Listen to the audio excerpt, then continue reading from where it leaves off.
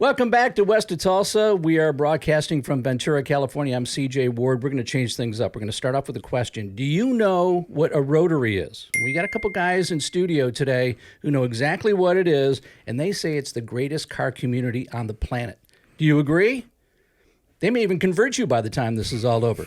We're going to talk about SevenStock. This is really the largest, oldest Mazda Rotary show in the world. If you don't know about it, you're going to find all about it. We're going to talk about its history. We're going to talk about why it's so unique. And we're going to expand their experience by the end of all this, aren't we? Expand the experience. We're going to expand Absolutely. the experience. That's We're going right. to do some expanding today. Yeah, we're going to take you behind the scenes at SevenStock. That's today. And we got our guest today. Well, actually, let me say, we got Dan at the controls. Yeah. It's we just, got no one Gabe cares here. about us. You already heard I about don't Gabe. care about us. No, everybody cares about Berny Herrera joining us from SevenStock. Welcome. Thank you guys very much. Now, if you ever wondered why Gabe wears that hat all the time, that says SevenStock on it. Now we got I wore it for you today. we're going to give a little bit of an explanation here. Thank you very much, guys. I know we've been trying to make this happen for 9 months. Yeah, a couple months here. Everybody's busy, but I appreciate you guys affording us the time here to speak a little bit about the Rotary engine. I don't know if it's the best in the world, but it's definitely one of the coolest. And, Sure. I think we'll learn a little bit about it today. So thank you very much for having us, for the whole crew here. And hopefully, we can educate a little bit and, get We're this excited going. that you're in house today. Yeah, Very excited. thank you very much. Yeah, came in from L.A. And Come in from L.A. Yeah, we that's appreciate right. it. You just said something that I think was key. Educate. Like with most things, like we had the Corvair guys on the show. You were blown away by the end. Well, of it, I wasn't blown away. You wanted one by the end. No, of it. God, no. Okay, all right. What I had a newfound respect because I always hated Corvairs for the longest time, but I understood more about them, so I could appreciate them a little bit better. And if you could understand them, you could appreciate them a lot better. Yeah. I think the Rotary is the same way. Yeah. Did you see my comment on the Corvair? You did. Yeah. Or I did. Yeah, visiting Jay Leno's garage, he actually has a Yenko Spider yeah, Corvair. yeah. One of the coolest cars I've seen. I was never a hater on the Corvair. I actually kind of thought they were very cool. You know what I mean? Kind of the American Porsche type of situation. But it was a great show, though. I did learn a few things from that show Right. also. Yeah. Yeah, the It Gen was 2 cool. Corvair is what people started getting into. Those were the ones they actually raced by the 60s. So, yeah, I mean, even before the show started, we were talking about the similarities between, Rotaries, Mazda, Volkswagen, big connection there Volkswagen, in the that's world. right. Yeah, and now we're going to bring in Corvairs as well. So talking about SevenStock, let's go back in time a little bit. Give us a little bit of history. How did it get going? How long ago? Why? So I guess to kind of preface that a little bit, so you know how I got into it, so that leads to SevenStock. Quick story. So 1978, 79, my dad wants to get a cheap little car. He happens to have a friend who works for a Mazda dealership, and his friend Arnie, and he says, let's go get one of these Mazdas. Nobody wants them. At that time, late 70s, nobody wanted all these, kind of blown up Mazda Rotary cars. So they find an RX-2 in Long Beach in 1979. Yeah, old lady, original owner, $100. Oh, geez. Yeah, so Man. they bring this car home. I'm like 13, 14 years old, and okay, cool. You know what I mean? My dad kind of had been into mechanics a little bit, and he had friends that were always at the house wrenching and stuff, and that's kind of how I picked up the interest. I always remember my dad's cars. He had a 62 Buick Special that, I don't know, for some reason really stuck with me, that I was 3 or 4 years old, and I remember that car, Long story short, they say, we're just going to go get a motor out of a junkyard, and we're going to just swap it into this thing, and we go. I remember going with my dad to the wrecking yards on Branford over there by San Fernando. Oh, yeah. Pull out a drivetrain out of a wrecked RX-3 wagon. Had been smashed in the back. They pull out the engine, the transmission, the drive shaft. We take it home, but this is my kind of first adventure where my dad's letting me kind of touch and feel and do that kind of thing, and I think it's the coolest thing. For some reason, the highlight of that experience was going to Canon drive shafts and having the drive shaft shortened 1.5 inches because it was a wagon drive shaft. Yeah. That is the one thing I remember, how cool it was taking this piece, and we got it back, and it was shorter, and now it fits into this new car. They put it together. Long story short, it was a twin distributor car, so a little bit older engine and stuff. And after it's done, it's kind of sitting there, and my dad says, "You know what? That's your car. So here I am, nice. kind of a 14, 15-year-old, and I have this cool car. I don't understand it. I'm looking at the engine, like, and getting to the point of, what is this thing? I understand VWs, and I'm, still, but I'm looking at this thing, but it's cool, and it makes cool sounds, and so I kind of get in there, and I remember going out, reading everything I could. There was no internet back then, if you remember. No internet. Oh, yeah. You needed to get the manuals. You get these manuals. Oh, you have to clean the points all the time. You have to set the dwell, and this thing has 2 distributors. So I'm thinking I'm tuning. You just maintenance. Yeah. I'm a tuner here, but I'm doing it like once a month. Like get out there, kind of clean up the points, set the dwell a little bit, have my little gun, and to me, hey, this is it. Not allowed to drive it because obviously I'm 14 years old. The middle school the junior high is 6 blocks away. One day I decide I'm gonna drive my car to school.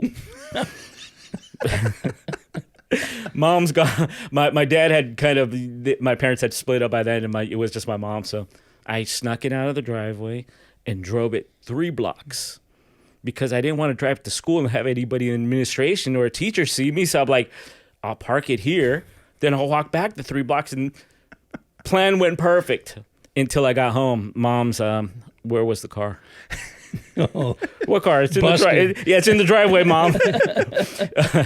That led to just me misbehaving for quite a while, and I actually had my license suspended before I even had a license.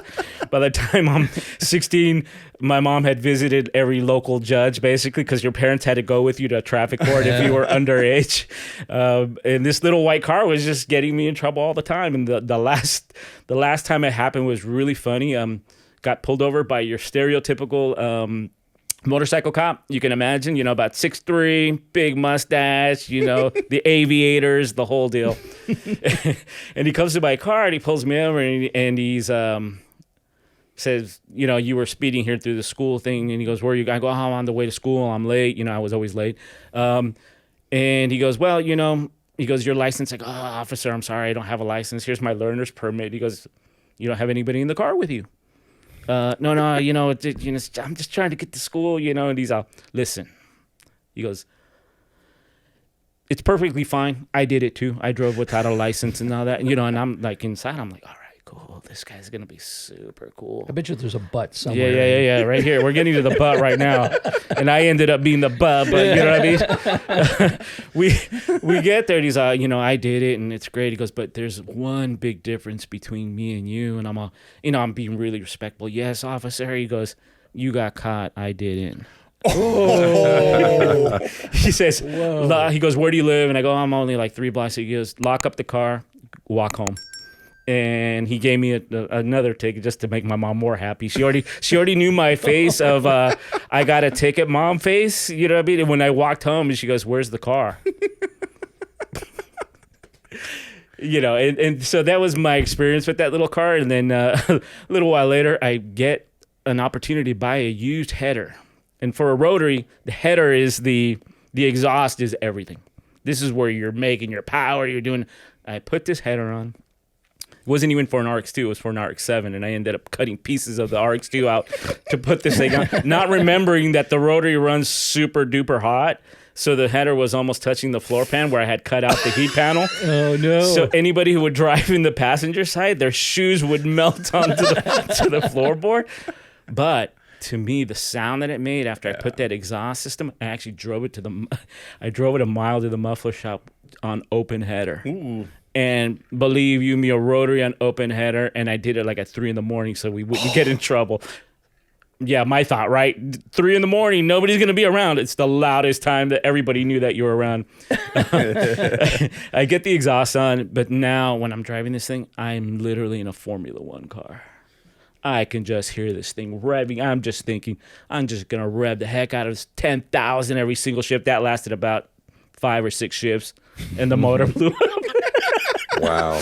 It wasn't meant to do that, you know what I mean? But me with the header, you're just feeling your style, you're feeling the power. Yeah. But that addiction of the Rotary engine and those experiences, and then me wanting to learn every single thing that I could and read every single manual. I'd buy manuals for the other Rotary models just to go through them and read them, the different ones, and any book that would come out, any history that was coming out, and I learned that they were racing obviously the RX-7 and RX-2s, RX-3s in the IMSA series, and I just became addicted to following that any West Coast race for the IMSA side, and looking at the history of where Mazda started racing with the rotary engine just became a fascination. So through the 80s, I'm kind of just getting full of this. I'm getting fat on all this rotary knowledge. And one day I'm thinking like, what the hell? Why do I have all this useless rotary knowledge within me? I actually told Jim Downing that. Jim Downing is one of the most famous Mazda rotary racers. I go, Jim, I just had all this. I go, I even know what your favorite race car is. And he's like, what? He goes, why would you even know that? I go, yeah, right, Jim? I'm all, you're right, Jim? Yeah, I'm all right. But so that kind of knowledge there, I end up with a couple RX-7s and build a couple cars. And actually, the last 2 cars I built were out of Mariah Motorsports here in Santa Barbara. So good Santa Barbara connection. Spent a lot of time up here with these guys. And maybe in a future show, we'll speak about that a little bit. But so I'm doing this. I am street racing a little bit. Interesting, Gabe and I had spoken about, we were probably at the last event, street race event I ever went to. Gabe was there probably as a little kid that had me quitting doing the street racing because some people ended up dying and things like that. And it was just out of control by that time. And this was early 90s. And I said, I cut all that out. So I started focusing my energy on other things. I go, let's do some shows. Stepping back a little bit to the 80s, the RX-7 Club of America, supported by Mazda, was a big club. Let's just say the pre-Miata clubs. Mazda then supported Miata. They ran into a little bit of trouble by the end there, but the guys who were running that, legends, guys who again, Bonneville, rotary engine in Bonneville, big connection. Big connection. People don't know that. So I'm talking to some of these guys, Royce Branch, but what happened for me, I'm an 18-year-old kid.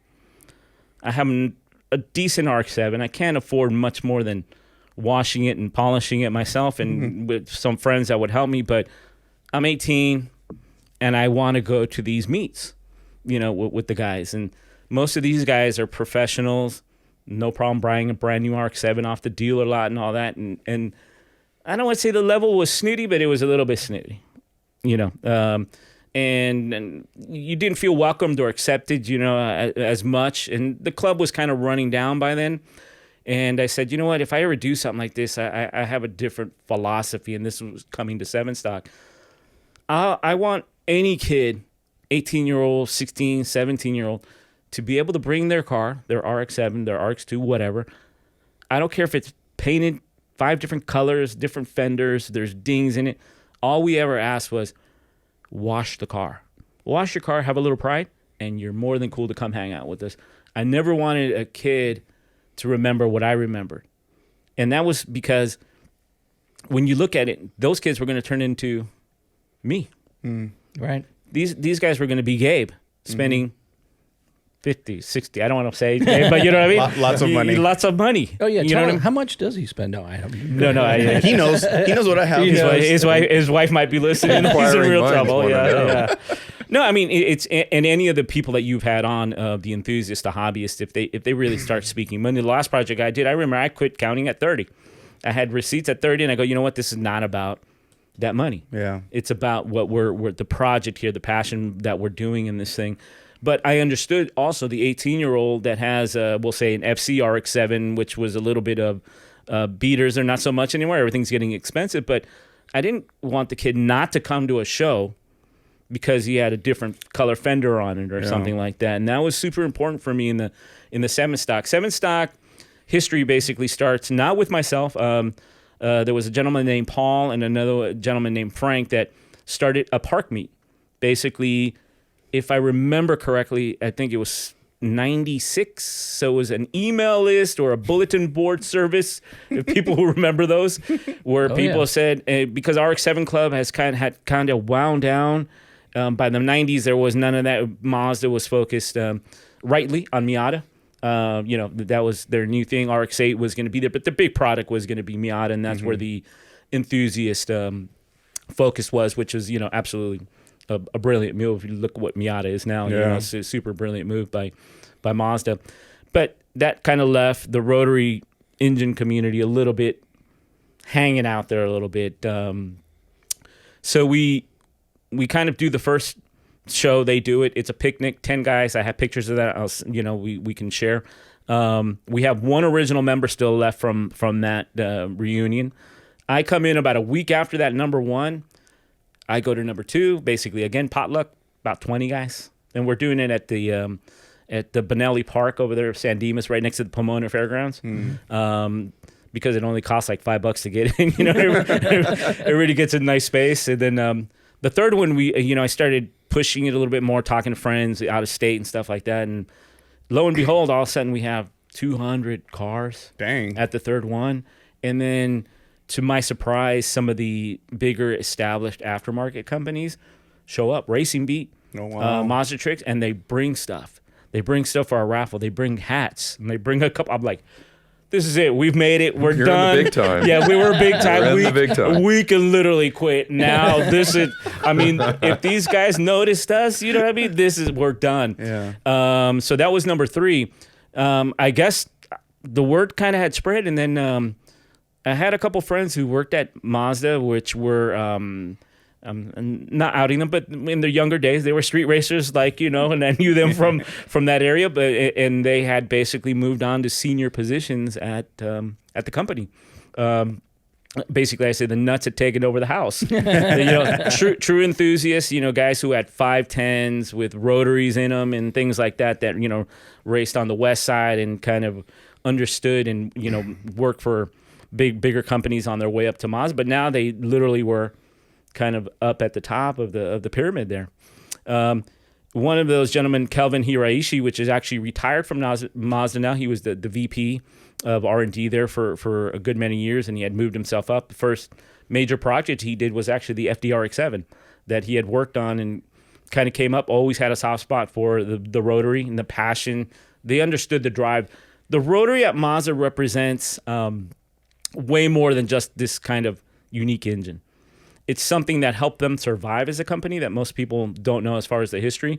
They were about to get gobbled up in the 60s by, after the war, Japan, the government wanted bigger companies to compete more like the big three here and kind of like what they're doing now again, but they wanted to do it. And Mazda was one of those companies that was on the kind of, let's get them eaten up by somebody else and do that. Mazda itself didn't want to do that, the people there, so they basically said, we need to do something. We need to kind of set themselves apart. Let's do something different.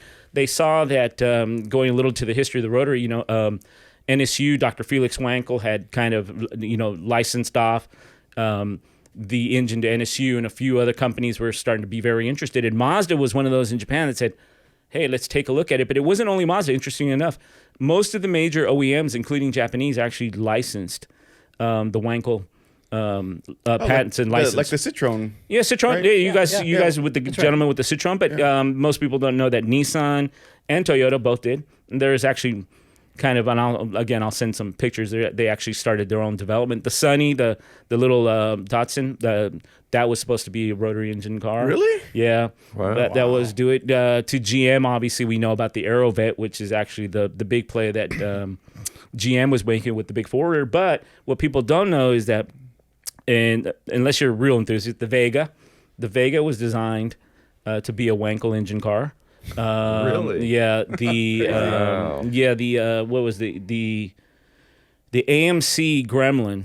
Okay. Yeah. The Gremlin, they had already done a deal. American Motors had done a deal with GM to provide them Wankel engines for that program. So that Gremlin body kind of was supposed to be Wankel powered. Also, Wow. it was a craze. So in the 70s, there was a craze behind this is the new thing. This is what's coming. This is what's going to happen. And you can go through most of the Europeans. Mercedes obviously is kind of one of the ones that really experimented quite a bit with the Wankel engine.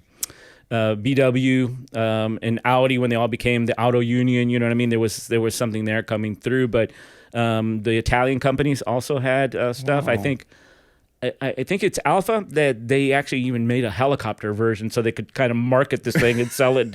And a lot of those things are sitting in museums still, so it's very interesting. But Mazda was the one that really took this engine under their belt and really said, hey, this is what's going to help save us. This is what's going to make us different. Hiroshima itself plays a big part in what Mazda is, but in the kind of generations and in Japan, kind of legacy is super important. I actually got to live in Japan for 6 years. I worked for Universal Studios, did the theme park there. So I learned quite a bit of culture. I had already been a Japanese culture guy before that. But that legacy of metal crafting and metal artistry that comes out of that Hiroshima region played actually a big part even in this rotary engine and the craftsmanship that went into it. It's still almost a hand-assembled engine. It's I had the privilege of going to the rotary engine factory at Mazda in Hiroshima not too long ago, and it's still the 50-year-old building with the 50-year-old machines with guys who have been working there 40, 45 years. It's still literally basically a hand-assembled engine. In a modern production environment, it makes absolutely no sense. But they still do it. They still do it. And Right. and that's part of, again, legacy and everything is that Mazda was. So the Yenko kind of, they figured out Yamamoto-san, which was the basically the engineer that pushed it and kind of said, we're going to figure this thing out, gets it, and they kind of overcame a lot of the difficulties that the other OEMs weren't doing it. Mazda pushed and pushed. And this has kind of been their legacy of they call it the never give up spirit. Never stop challenging. So that was going to be one of my questions. Why did Mazda continue on with it? It sounds like they continued on because they figured out some of the problems or issues with it. The others, GM, for example, AMC, couldn't figure it out, and they just gave up and threw in a straight 6 into the Gremlin. I think in general terms, that's it. Once you look deeper into it, there's always other interest. Always, you know what I mean. I think Mazda, when you have I don't want to say life and death, but when you have an existential kind of situation, which I think they did, they said, if we got to make this thing work. I think the other companies that wanted to swallow them up or whatever were going, yeah, we can't deal with this thing, you know what I mean? Wow. Yeah. But all the motorcycle companies in Japan also, Yamaha, Kawasaki, obviously Suzuki actually did production bikes with Yenko engines in Europe. We had Hercules out of Germany, and there was obviously BSA. Raced bikes, and did that. Yeah. But Mazda, I think, does it out of kind of a goal to continue to exist in this different way. They make it happen. The reality is it happened. They did the Cosmo Sport, which was, the beautiful first 2-rotor production. They weren't the first production rotary. That was actually the NSU Spider. NSU had actually launched a single rotor NSU Spider 2 years before Mazda had launched the Cosmo Sport. But Mazda becomes the first with this dual rotor, kind of something that really kind of works out there to do it. And it kind of did make them different. And they were already from Hiroshima, which is already different. It's funny, when you go to different countries, you start to find that they have areas and situations, like even like us, LA, Texas, New York, and in different countries it's like that. So, Hiroshima is more south, Tokyo is this, and, so it's already a little car manufacturer in the middle of nowhere doing this thing, and I'd be remiss not to say that Mazda played a huge part in the rebuilding after the atom bomb, that was something when you go there, you really can pick up on when you go visit Hiroshima. Mazda just happened to be over a little mountain hill that shielded most of its factory from being that, and their 3-rotor production little motorcycle car that they called it literally helped rebuild Hiroshima within weeks. They were on the ground running stuff and doing that. So there's this very deep kind of connection to what it is, to the ground, to the kind of the dirt of what it is. And when you become an enthusiast at my level, obviously that stuff is so kind of cool, so important to learn kind of this history and what it really means at Mazda. It's a cool engine, but there's so much more deepness to the engine at Mazda that does it. I feel like it adds to the mystique, no doubt, of the rotary engine. Oh yeah, no doubt. The more the more I understand it, the more I appreciate it. I've wanted one since I was 16 years old. I pretended to be some rich Chinese student. I went to the Mazda dealership in Irvine. It's the tallest Chinese student I've ever seen. They had, I said, oh, my parents are in Taiwan. They're going to send me money for a car. And they're like, oh, well, come drive this car. So it was a 93 RX-7 Touring. Wow. And I'm like, hell yeah. And I lit it up. I fishtailed it out of the dealer lot. And the salesman was like, "I hope this guy buys this car." Yeah, I didn't have $1 to my name, and I fell in love with that car, and I've wanted one ever since. I never bought one until my 30s because I was always afraid of it because I didn't know anything about it, and none of my friends who were racing or whatever were doing the Rotaries. But you're still Chinese.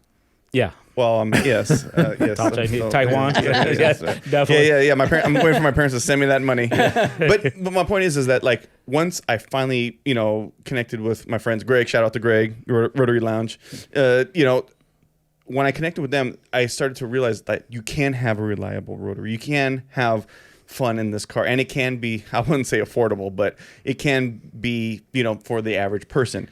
So now that I've done that, and then I go to SevenStock, which we'll get to in a minute, but I'm learning all these things as we unfold. And now Bern's telling us all this history, but I love it even more because I was already into it because of the sound. To me, that's what got most Rotary owners are into, the sound. And I think this is a good transition to answering our question right off the top. So what is a rotary motor? What is a rotary engine? So since we're talking about the engine, that you've done your research, obviously a lifetime, and you love them. Tell people, what is a rotary motor? So interesting enough, going back to those same 60s, Mazda marketed the motor, and it was called a rotary piston engine. That was the marketing. So you'd see rotary piston engine. And at first it was like, okay, now in our context, it's kind of, that's weird, but we understand it way better. I'm thinking, how is Mazda trying to educate people at that time? Yeah. You say something that people know, people know piston. And it happens to be a rotary piston. So literally, and you'll see people doing that, there's a little triangle, and it has a face just like a piston, crown on it. And it just happens to go around an eccentric shaft in this kind of, if you were a kid and you ever did the spiral, what are those called? The spirograph. The spirograph. Yeah. Spirograph. Literally, it's a spirograph inside the engine where the crank is turning, 3 times less than the actual, the rotor is turning 3 times less. It's a spirograph, literally. It's a peanut spirograph. This rotor goes around, but it's literally, the rotor is just acting as a piston. There's no valves. There's no head. There is anything. The fuel comes, and this is one of the inefficiencies of the rotary. The fuel basically just goes right into the combustion chamber. It kind of goes around, compresses, and the exhaust goes right out straight. The flame goes out. There's no exhaust valves to shroud anything. That's why the sound is so loud to begin with. There's no shrouding. There's nothing. And it comes out probably about anywhere from 13 to 1,800 degrees, one of the hottest running engines out there. So literally, in the easiest way, it's just they've converted pistons up and down motion into a round and round motion. And basically every single face of those 3 has a combustion event. So which creates the compression. Exactly. So literally, to make it easy, they just switched the way that the motion is in the engine instead of the up and down. I sent Gabe that video. The piston engine goes boing boing boing boing, and the rotary goes. That was a marketing commercial from Mazda in the 70s here. I've seen that. Recently somebody posted that. Yeah, we did. Did you do it? Oh, okay. No, because Bern sent it to me. I'm like, this is awesome. I have to share this with the world. Because Mazda was having the same challenge.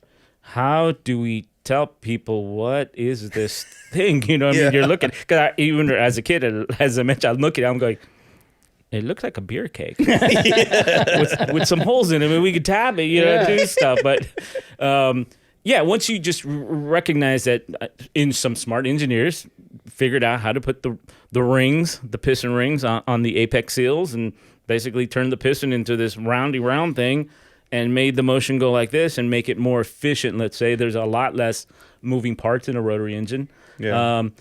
But the seals and some of those things, they did present challenges, and that's what Mazda started working on. And it wasn't all golden flowers in the 70s. There was a lot of challenges that Mazda had, and to this day, it's interesting because I think it's akin to Ferrari or higher end cars, where they need a lot of good maintenance and a lot of knowledge to make these things happen.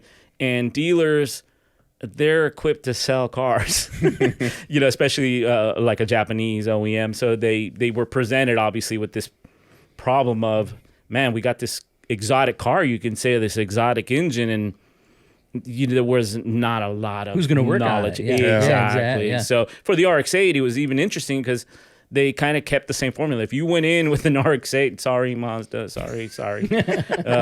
Most of the dealerships, they didn't want to hassle with it. You might have just had a spark bar problem, and they would just go, okay, engine replacement. Yeah. Oh, jeez. Yeah. So I mean, that was a challenge, and obviously, I looked at it the other way. It's funny, in my weird thinking, I was going, well, this is kind of like a Ferrari, and I know how much a tune-up on a Ferrari or my uncle's Porsches and stuff cost.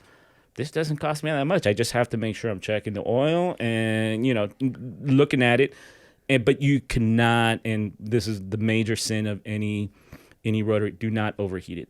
It's an aluminum engine, just like any aluminum head would warp on a block. Yeah. It's basically an aluminum sandwich, and if it overheats, it's going to warp, and your seals get knocked out and stuff like that. Yeah. I mean, it's interesting. As you're talking, I'm going back in history to my days in high school in the late 70s and early 80s, when I would see the Mazdas driving around. In the back, you'd see Rotary, the badging on it. Just say Rotary. Right. I never thought once about, what does that mean? I'm just thinking about that. Yeah, right probably now. a lot of people like you like that, right? Yeah, I'm thinking, I remember seeing Rotary on all these cars, but I never once thought, I'm curious what that is. And the interesting part of that motif is such an important part of what it is, just the logo of the motif. On the RX-8, they put it like everywhere. I think you could take the battery cover off and there's like a Rotor logo under it. Actually, the SevenStock hat right there, that's one of the marketing logos that one of the kids wearing. That Rotor is actually from a Mazda RX-8 design. But if you look at the RX-8, the seats have rotaries right at the top of them. The back has, under the bumper, there's a rotary triangle motif. somewhere. And it's just, it calls out to the enthusiast. But like you said, CJ, you would look at it and go, that's cool. It says Rotary. Yeah. What is it? Yeah. What is it? So, but it's such an important part of what Mazda has done to this thing. But that motif, if I see it or Gabe sees it, it's like we're part of the club. Yeah. Doing this thing. It's like the Illuminati. Yeah. Like we're part of the secret literally club. put the eyeball in here, and we're, this is our gang sign, and it doesn't matter where in the world you are. You do that, they're like, oh, this is a Rotary guy. Come on in. Yeah. We know this guy, and it's interesting because that kind of niche, like the Corvair guys, and kind of these, we'll say, specialized type of vehicles, it really captures you. It really gets you to the inside of your core. You become passionate about it. You know that, hey, it has some weaknesses. You know that, hey, I have to be careful. The problem is if you treat them like that, they blow up. Yeah. I always try to blow them up and they don't blow up, but you know what I mean? It's weird. It's really weird. But yeah, there are different things that you have to do to a rotary engine to maintain them. But like Gabe learned, if you do it right, they can be just reliable. Most of the first gen and second gen RX-7s that were non-turbo, those things could go 250,000 miles without, a thing. The problem was most people were not educated on the maintenance and what you really had to do. Do not overheat. Don't keep driving if the check engine, the coolant light comes on. Pull over immediately, turn everything off. But also the guys that like modify them. They don't modify with the same. You can't modify it the same way you do like a Honda or whatever. You know, and that's the part where people get the car gets a bad rep because the guys that modify them didn't know what they were doing, blew up the car when they didn't have to. My favorite one is and Greg, we talk about this all the time. My guys say I have a FD RX-7, so 92 to 95 RX-7 in the States, right? Yeah, in the States, yeah. And the guys want to put an exhaust on the car or take off the catalytic converters, which does help and makes more power. But if you don't tune the car properly for that, you will blow up the engine. Like, you'll overboost the engine, which a lot of guys do. And it's a stupid reason to do it. But it's just, you don't know. The Corvair guy said the same thing. Yeah. That if you don't maintain them, if you make modifications to it and you don't do it the right way, you're going to blow it up. Yeah, even the carbs. I heard him talking about the carbs and the different year carbs, and that was very interesting. And it did kind of stick with me. And this really happens, interestingly enough, with the Fast and Furious generation more than everything else. The FDs are about 10 years old. Fast and Furious comes out, and I think a lot of that tuning generation, let's, like you said, let's get my eBay turbo, let's get my downpipe. Yeah, the rotary, especially on the turbo side of things, it can be a very sensitive creature. If you set it up right, you know what you're doing. You're boosting 30, 40 pounds. Yeah, you're fine. Yeah.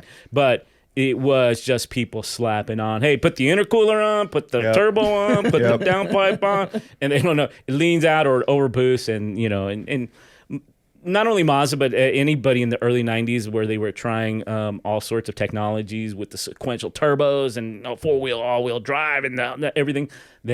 Most of those cars were super, super over-engineered, over-complicated. And it took, especially on the FD, they have what they call the rat's nest.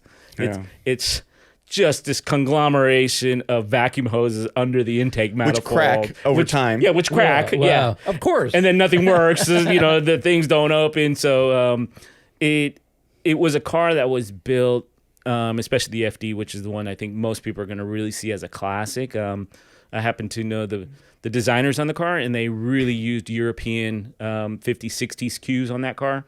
You just see the lines. It was basically Jaguar, Ferrari influenced. And Mazda, to their credit, allowed them to make this hyper-focused car. I mean, they were taking ounces off the front suspension, off the rear.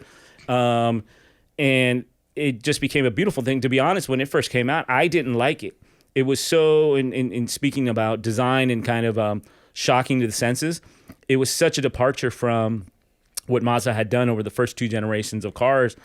I was like, it's cool, but I don't know. It's not wedgy like an RX-7. You know what I mean? Although the FC, the second generation, basically, we'll say it, Porsche, right? Porsche 944, 928, which was, they do that. But when it first came out, and I was younger, and it's funny how your taste, and maybe you guys can talk to this, a taste evolve as you get older. I would look at a lot of the 60s cars, even the nice Ferraris, and I go, oh my God, those things are like horrid. Now, like I said, like these are the most beautiful it's funny. machines. Peter Kappen, who, we fine automotive photographer who we had just a couple weeks ago on the show, brought up a really good point that applies to what you just talked about. And that is when you push the envelope and you go beyond the comfort zone, that's where you start to make advances. And when you talk about body shapes and stuff like that. And it's not art unless somebody actually hates it. Exactly. Because if everybody likes it, you're just pleasing the masses, right? Right. So when the FD came out in 92 or 93, in the States at least, it might have been polarizing because there was nothing like it, especially for a Mazda brand car, right? Yeah, luckily for I think Mazda, I think most people weren't my age, and most of the guys who bought it were, doctors, engineers, kind of hired, that loved the car, that were used to the 60s beautiful design cues and stuff like that. Now I look at it, of course, it's a timeless piece. I told Gabe though, but you can go too far. And I said on the comment with the with the truck, with the Cybertruck, I go, just remember GM did the Aztec.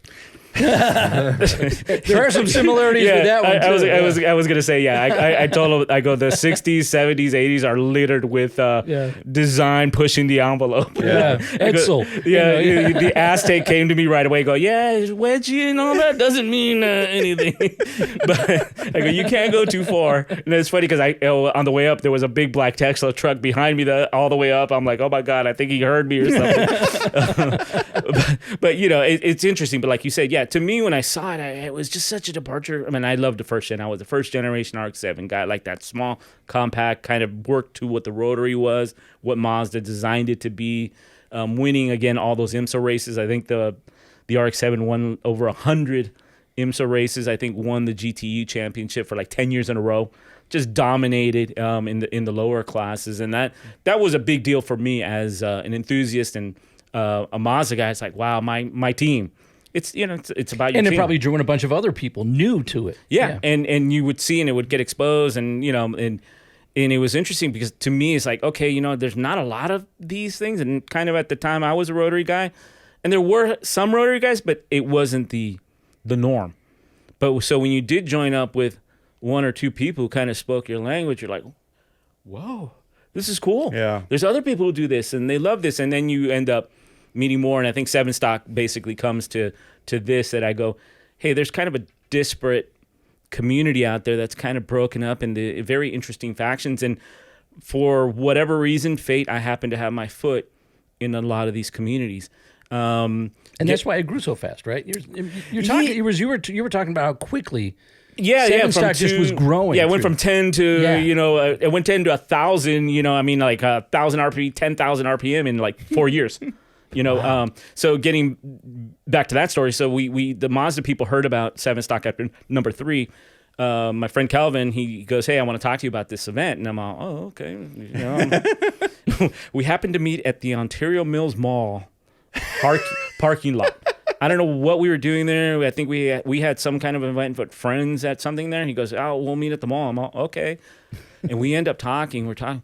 And it was like 4 or 5 hours later. We're still in the parking lot. The security had already gone by like 4 or 5 times. The longest drug deal in history. Going on right yeah, these guys, maybe they're looking at Calvin. Maybe they go, maybe the Japanese guy doesn't speak English or something. You know what I mean? And you know, Calvin, you know, he's a small guy, you know, but and we're out there. They just kind of walk. There's no cars now in this like West parking lot. We're the only ones sitting and there. Ontario Mills is huge. Yeah, Ontario Mills is like huge.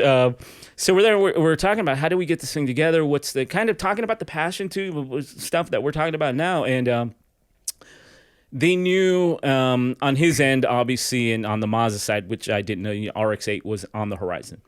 So they had a new product coming, and they really wanted to kind of connect back with the community a little bit. I think this is my opinion and feeling. So they said, hey, why don't we put this thing together and let me see if I can get the R&D center to host. And he was basically the chief of that area, and he kind of green-lit it, and we figured it out. And he goes, and by the way, we're bringing the Le Mans winning number 55 787B car for the first time to the U.S., and it could be at the show. For us, that is the holy grail. It's the pinnacle. The pinnacle. I mean, this is at that time especially. I'd never been to the States. I mean, and I like almost fell over. I'm like, did you say the 55? Like the winning? Yeah. That's still the best. That's the best sounding race car anyone's ever heard. I agree. I mean, yeah. So they were incredible. going to bring it for the Laguna Seca, obviously the reunion stuff, and they wanted to kind of use it. And SevenStock obviously was a perfect vehicle for that kind of bringing it, showing it off for that first time here in the States. And I'm all, well, yeah, I think that sounds okay.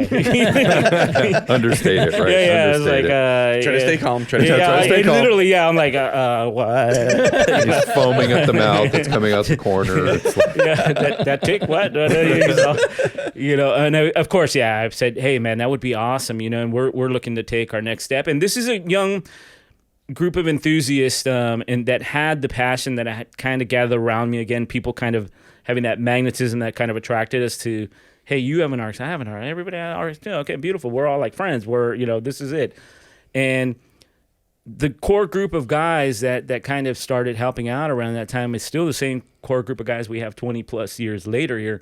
And we didn't know what the hell we were doing. It's like, okay, we're going to throw this show. It's going to be at the R&D center. We're not at that corporate type. Is this number level. 4? Number 4, okay. yeah, number Right. 4. So now Mazda's coming in, kind of officially now. It's being hosted at their place, and we're like, okay. Well, let's get our little stage. Let's get our couple speakers. And we're going to do what we're going to do. And they're setting up the courtyard with all these. And the 787 comes, and they let us push it and put it in place. And then we're that was it. I didn't even need to do the event. You know what I mean? For like I was done on Friday. It's like, okay, we can do it. We have no idea what's going to happen. It's at corporate to me. A lot of the community that's in LA that doesn't really like to drive too far away. We're thinking, are they going to show up? They're not. Gates open. The streets all over that center where I think Dan had just gone were completely clogged with Rotary cars everywhere. They had to call the Irvine PD to come in and help direct traffic and everything. wow. 2 or 3 hours, we got everybody in, and I was just, over the moon. I go, man, look at all these people. But SevenStock 4 was a very special event to me, going back to the kind of disparate communities was by that time, so we're talking 2000, I think, Mazda had been done with Rotary, basically, as far as any of the racing and all that. But they basically quit. The glory days of IMSA had finished around 91, 92 with the factory Rotary racing stuff. Of course, Miata was great attention. So that kind of community that had done and broken Bonneville records and the posters and the magazines, all that stuff that you saw in the 80s, that kind of was put out the pasture a little bit. So, I don't want to say forgotten history, but we're moving on. It's like end of an era. Yeah, right? end of an era kind of Yeah. situation. So kids that kind of growing up they're not getting to see what I saw. not getting to see the glory of, this Rotary. And they're seeing the FD in the early 90s, but it's this expensive car for that time. I think adjusted for inflation now, I was looking at, it's almost $80,000. It would be an $80,000 car adjusted right now for inflation, and that's literally what killed most of those supercars from the Japanese side. They were really expensive. But Fast and Furious, I think, comes out and just kind of reignites. The import racing had been going on a little bit. Yeah. It wasn't everybody's cup of tea, but it was there. But I think the Fast and Furious, as much as I hate to say it, because I didn't enjoy the movie as far as, what it was doing, because that's not what it was. But it did reach a whole new generation of people they became enthusiasts. So a lot of the helpers that we have right now, including Jeff from the East Coast, we have people on our staff that one lives in Australia, one lives in New Jersey, and there's a few from Arizona. So even our staff is kind of international, global. Yeah, and they come in, they go, hey, we want to volunteer. We want to do what we do. And a couple of those guys are Fast and Furious kind of. They saw an FD and they saw the imports on the movie, and they were like, whoa, well, yeah, we got to have that. So I for that reason, I give credit to Fast and Furious for creating another set of enthusiasts that are continuing some of this stuff to this day. And now they're the 30, 40-year-olds that have a little bit of budget, have a little bit of money to be able to do some things, So we get back, though, and I'm thinking, okay, I know some of these racers. I know some of these guys. I know some of the guys from RX-7 Club of America that are kind of out here to pasture, end of an era thing.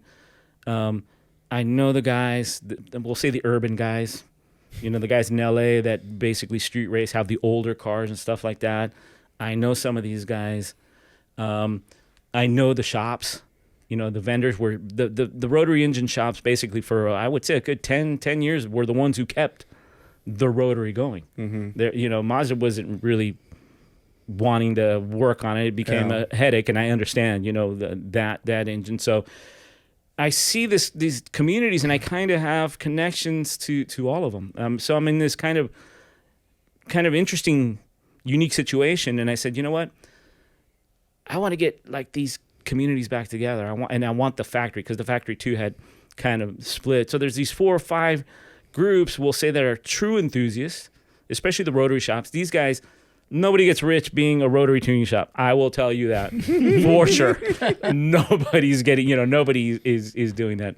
But I'm seeing these guys that were my heroes too, going up, and I go, and Mazda, and I go, everybody just wants a little love, and so I kind of threw a Hail Mary and just talked to everybody as much as I could. And I said, hey, we're going to do this thing. Obviously, having it at the R&D center with my friends there was huge. First time I think an OEM had really embraced that type of open kind of, hey, come to the house and we're going to have a party.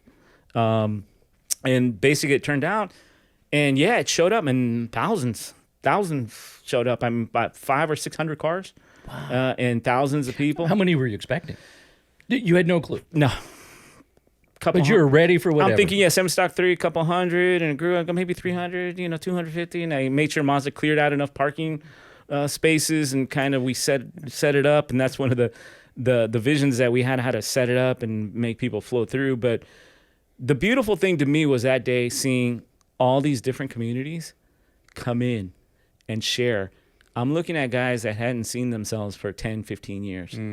Hey, man, and they had done Bonneville Glory. They had done IMSA Glory. There's IMSA drivers there that most people don't know who they are. But you know what? They're talking to the factory guys. Yeah. The factory guys are talking to them. On the other side, on the factory guys sent, for several years, original Rotary engineering. They called them the 47 Samurai, that basically worked on the original Cosmo Sport. We were able to host 4 or 5 of those guys. Does 47 represent the year? No, it was the number of engineers that worked on the car. I got it. Okay. I was thinking, okay. Yeah, there's a picture of them, and I'll send that also. Okay. These guys, Kobe Kobayakawa being one of them, and Kobe stayed with the company, became PR guy. He was the head of the FD program, the third generation RX-7, and he was also the head of the program for the 787B winning, so he's up there at Le Mans. He became not only a supporter, but a good friend of mine. In Japan, he's up there in age now, but I give him a lot of credit, because a lot of what we were doing here, he took back with that same passion back to Japan. He was one of their main PR guys for years and years, and racing guys, and he loved what SevenStock was. And the typical reaction from the Japanese, especially factory, that would come is like, you guys put rotaries in everything. We've had rotary boats. We've had rotary airplanes. They've swapped the rotary into every single buggies and anything you can think of. And we've had them there. I was telling Dan where he went. The R&D center is right over the flight path of John Wayne Airport. And for some reason, one year, a guy who owned a Wankel rotary engine airplane, his wife worked for the FAA, somehow got permission for him to literally buzz the courtyard at SevenStock a few times before he landed. That is awesome. That was classic. I mean, that was a classic SevenStock story, And so having that connection of all of these things, especially in that number 4 where I saw people hadn't seen each other for years and talking about the racing glory days in this corner, and these guys over here kind of, there was some guys looking at each other, kind of sideways, side eyes, because they were from different neighborhoods. And they didn't, but you know what? We have always said, and we'll continue to say, there's no drama at SevenStock. I understand that you guys might have drama over there. If you're going to have drama, don't come, please. Stay away. But for the most part, I thank the community because they've always respected the event, and they've come together in love of the rotary engine and that passion that we all share. And have done it. But that number 4 to me was so special because seeing a lot of these communities that came together in the factory reaching out and the people showing love to the factory also. And of course it helped, with the RX-8 coming out and things like that. But that was one of the goals I had. I go, how do I get all my friends together that don't know nothing about each other? Sure. And that was a thing. And then after that one, it kind of just naturally, hey, win SevenStock. Hey, win SevenStock. So I'm curious. Did it start off with the name SevenStock? And when did that come in? And where did it come from? What does it represent? did. Okay, so as easy as it sounds, Woodstock, SevenStock. Real easy. Paul, the gentleman who started it, number 1, he just coined it and he goes, "Yeah, this is going to be like Woodstock, so we'll call it SevenStock." Okay, boom, that was it. That was it. Yeah, that was it. It was interesting branding. Sometimes it's just as easy as that. I never wanted to change it. I thought it was cool. It looked cool, it kind of designed out well. But the bigger challenge we had was when the RX-8 came out. Okay. I was wondering about that. So the RX-8 comes out. And I had anticipated for a few years. There was, why don't you call it 8-stock? Why don't we call it 8 something? Call it Rotary Festival. So there was always lots of suggestions. But when you have a brand, and it's kind of there, and it's kind of established, and we had already kind of, I don't want to say globally, but there was already a little bit of fame through magazines and other things where SevenStock kind of had. And the majority of cars are RX-7s. That no, at the time actually the RX-8s actually took over for. Gabe was probably still in diapers, but you know what I mean. The RX-8 for probably about 3, 4, 5 years actually had the most quantity. Yeah, because they were the newest. Oh. So you buy a new car and somebody says, "Hey, there's a show for these cars." And we would get good groups. Mazda, interesting enough, designed the RX-8 to widen the appeal of the rotary engine to other communities. Mostly, they wanted young college type students and stuff. Why it has the double doors and kind of the passenger seat. And it was more affordable than the more FD, affordable. Right? Yeah, it didn't have turbos and stuff. So it was that. Funny enough, Mazda sold, I think probably it went anywhere from 160 to 180,000 units in the life cycle. I think they wanted 250 or so, but I think it ended up somewhere in there, 170,000 units. So it actually sold pretty well to newer people, which was interesting, and that was kind of Mazda's game plan. And interesting thing I found out was the Miata NC. Was actually very heavily influenced by the RX-8. When they did the program, they came to Kijimi-san, the main engineer, and they said, "Hey, listen, we need to share this platform." They had designed the NC actually as a very small, even more ultra lightweight, kind of like the ND now and stuff like that. But then it ended up growing, and because of the RX-8, because the RX-8 needed beefier parts and stuff, and Mazda shared that platform, and so that NC Mazda grew a little bit. That's kind of the chunky one. Literally, it's pretty much the same platform as RX-8. Well, I like SevenStock. I mean, now that you've explained it, I like the idea that it goes back to your roots. It's like that's how it all started. Yeah. Right there for for a lot of the guys. My main So sticking with it is, I think, smart. Yeah, my main concern, I mean, not the concern, my main argument to them was, so why don't we call it like RX3 stock or 4 stock or 5 stock? Cosmo stock. Yeah. Cosmo stock. Repu stock. I go, yeah, and then I go, why are you guys the only ones complaining? And then they would go, I go, it is what it is. I go, and again, being from that Woodstock festival, kind of everybody, again, even luring back to the hippies and, kind of the out of touch, you're not supposed to do this kind of situation, that all kind of worked into it. And Paul just coined it, and it just kind of stuck. And like I said, we branded it up, and it did. Like I said, the only time we ever got that little bit of feedback was the RX-8 people for a few years. But I think once they understood that we weren't disrespecting once they came to the event, and actually, because there was a lot of new people in RX-8s, they kind of felt the love and like, oh, you love Rotary. I'm starting to love Rotary, because a lot of people, like you said, didn't know what it was. It just had Rotaries, and it was cool looking car, right. Practical car. So I think once they all came in, and they really feel that there's absolutely no disrespect to anything. We actually opened up the event now to kind of cool, quirky Mazda cars, the AZ1s, the little tiny K cars, with the little gull wing doors. With the little gull wing doors. Yeah, we'll have those. We've had NSUs. Actually RO80s and Spiders and everything. Anything Wankel, basically, Rotary is welcome at the show. That's the thing, too. It doesn't matter, because there's a whole section of cars that are non-OEM cars, like Datsuns and whatever, that have Rotaries in them, that Rotary swapped engines. So it's all about the engine, really. Right. Sure. And that's the cool thing about it. It's the interesting part. My first time ever at SevenStock, I think it was like 2018 or something like that, my first one. I was like, how did I not know about this event? I've been around imports for a very long time. How did I not know this about this event? One, because SevenStock, they don't really promote as much as they should.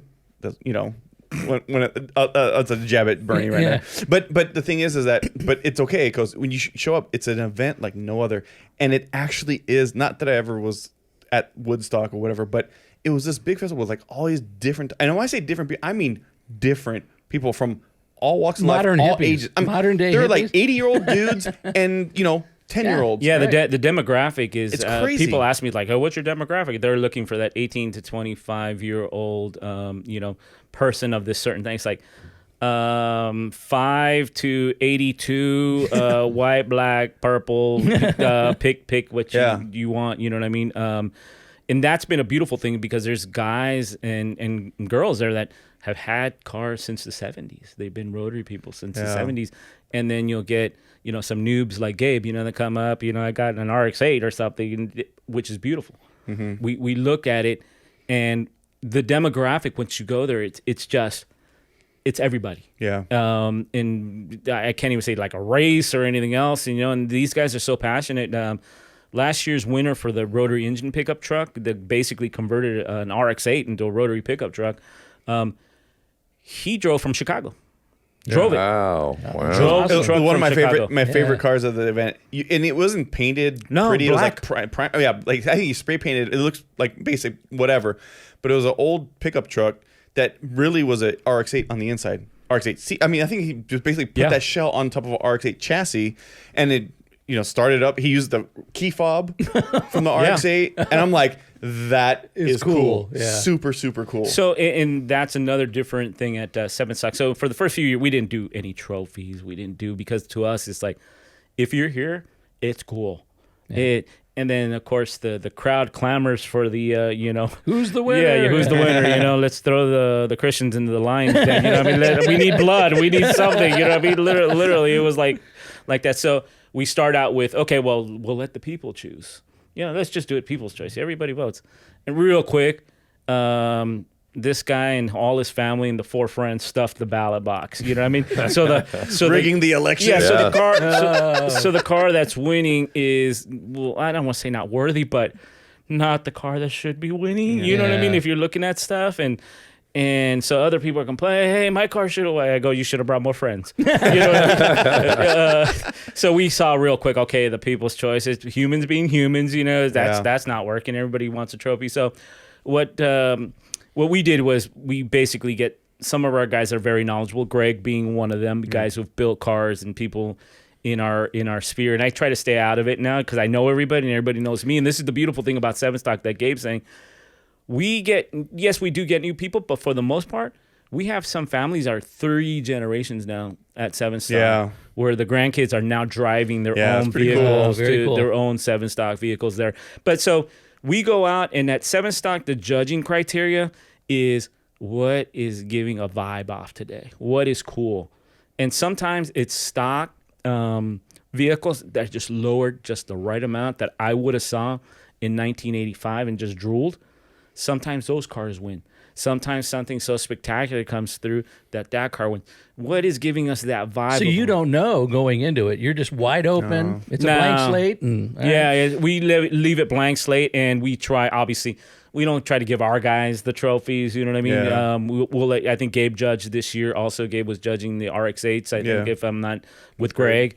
And they have 2 of the most beautiful cars out there, Greg and some of the friends, you know. And we're not really looking for that. We're looking a little bit of, the vibe. How did you build this thing and doing it? So, like, some people will come, hey, man, one year we had one guy, hey, I spent $50,000 on my car. Well, you spent them wrong. But, but it's not that. It's what catches our vibe at that day. We kind of, and we'll walk around, but already just in the drive-in kind of, we become famous for kind of a little parade in and a little parade out. We're kind of just seeing kind of what's touching, what's really getting. Sometimes, yes, the cars are really kind of big and bright, and they're not. But a lot of the times, they're more subtle. Nuanced. They're more nuanced. And I remember an FC that the guy, a Turbo 2 car, just beautiful, just lowered on the right wheels, had the right kind of look and stance. That was it. It's funny. When I've judged car shows before, I have that same kind of philosophy where I walk around, you talk to the owners, and you can tell like a love and a passion that's been put into it. Absolutely. It's not the $50,000. Yeah. They may have spent a fraction of that, but they thought it out, they did it right, they loved it, the passion came through. And then you hear the story about how it all came about. They're the winner. Yeah. I judge for the Japanese classic car show, both Terry and Koji. Maybe we can get them on here with them. They actually started helping us out at SevenStock before they actually went into the Japanese classic car show in Toyota and stuff. And I've been judging the Mazda kind of section there for years now. And it's interesting because, like you say, you speak to the owner, you look at it, and there was an interesting situation that happened a few years back where a gentleman brought this 1978 Mazda 626, kind of just your pedestrian, but it was pristine condition. Yeah. Love the car. Mazda, love the car. It was just nice, like a time capsule. Had been painted and stuff, but it was done just like you would see it. And he happened to win an award, and other people were mad. And they came. It was like, he bought that. I don't know. He brought it, so I don't care. I mean, like, it is what it is. It was there. We were judging the car and whether the guy bought it or had money, whatever. It was a cool car that day. It was that. And we do look at it. In Japanese classic car show, we do see a little bit more. We have to look at a few more details and do that. But at SevenStock, it's no. If your vibe is right and we're really liking this and this is what, we do, and that's what we tell the judges, go out there and just get that right vibe. And you could tell, like, especially in the roll-in, but just in general, walking around, you could, like, the pink elephant in the room is like, there's something about that car. There's something about that build. And you can tell. Yeah. I think last year's winner for the RX-8, this guy drove his car with his kid and his wife with no AC, and it was hot. It was from hot. Arizona or New Mexico. I think it's New Mexico with an RX-8, and it wasn't like the clean, but he white car, and just a plain white car. Plain white car, but he swapped in earlier generation RX-7 engine with a big turbo, and he did all this work himself. And I was like, wow, he did it really, really well. And we're like, wow, that's cool. And he ended up winning. And there was cool. Some nicer, cleaner, more expensive RX-8s, but it was just that you could just tell no one was going to argue. Like, okay, that guy, yeah. And that's the thing. We tell people, listen, you guys. I hate to say it this way, but you're all winners, man. You guys are here, and the passion that Rotary, we're enjoying all your cars.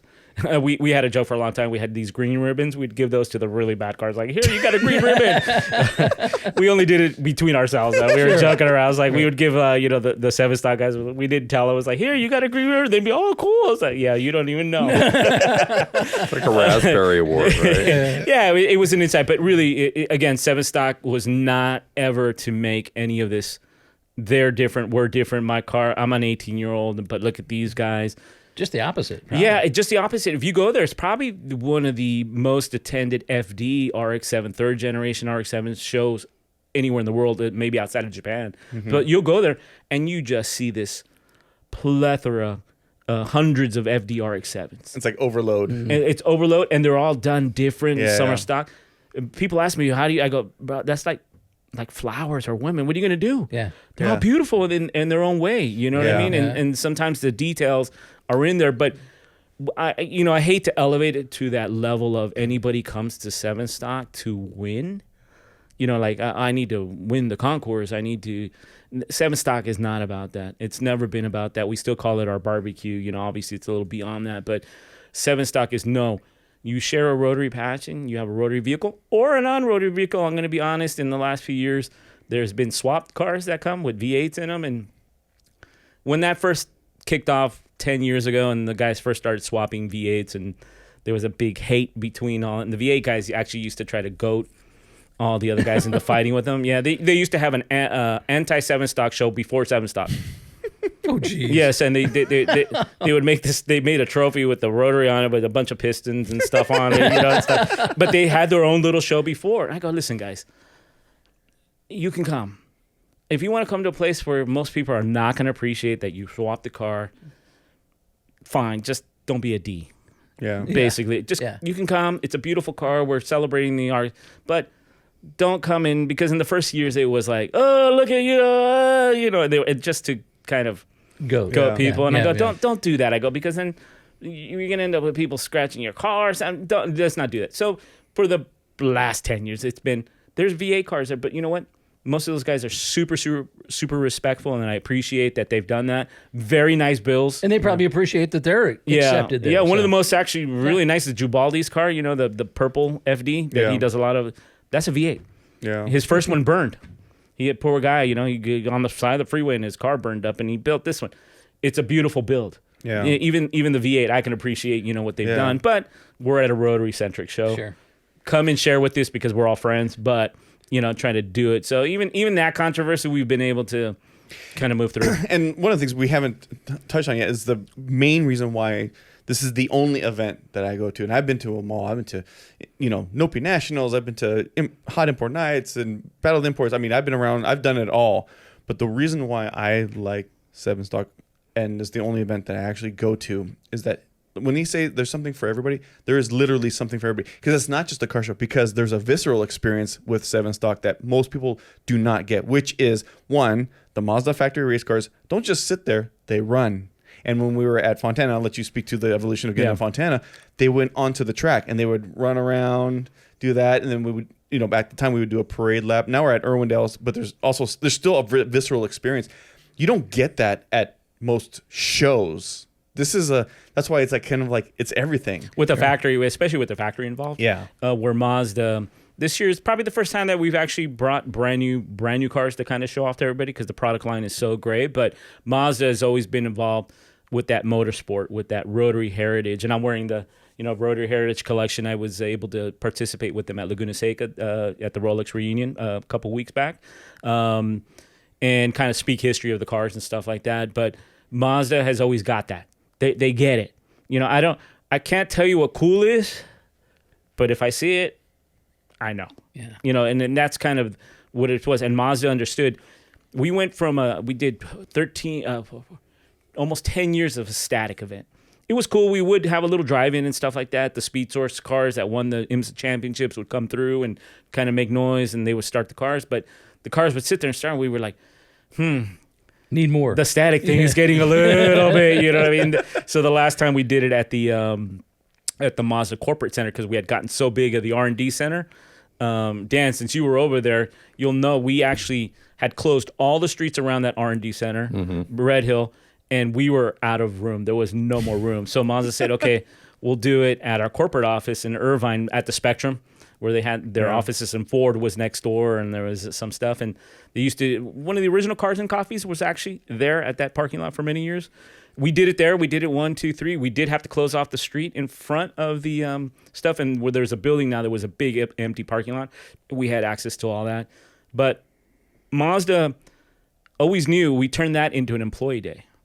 So we tell employees, hey, come and look, because we wanted Mazda employees to understand that heritage, that connection, and a lot of them were like, oh my, what is this? And you've touched on something that Gabe has brought up on previous shows, and that is Mazda has done something that's special compared to what a lot of the other manufacturers don't do. Mm-hmm. And that is have that strong connection to the street vibe, the car clubs, the people, the everyday people who are driving these cars. Yeah, and I think right now the MX-5 Cup is a perfect kind of situation for that, where Mazda, they're not racing at the top professional level at the moment, but they've never let go of that grassroots racer.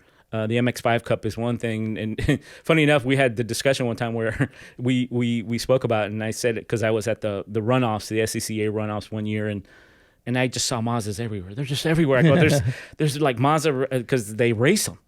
And, and I was in a meeting with some of the guys, and I'm like, hey, man, there's more Mazdas on any given week in racing than everything else. You know what I mean? And that was kind of developed. But that's been a thing that Mazda keeps their kind of hand to that pulse of the grassroots of the community. And that's something that they're very well at. Maybe even looked down upon sometimes, you know what I mean? But what are you doing? But they understand the strength of that connection, of making sure that they're doing. And SevenStock is a perfect example. We've been doing it with Mazda for 23 years now. Wow. With Mazda involvement, with full involvement, which has always been a pleasure. They're our number one supporters. Let's say, even in years now where they kind of philosophy has changed, there's a couple events that they still support, and we're one of them. So that's been all credit to Mazda on recognizing being connected to that enthusiast base. You know what I mean? Yeah, that's the future right there. I think that's their the future. Yeah, the traditional, and it's funny because I think the pandemic showed all the OEMs something very different with like car shows.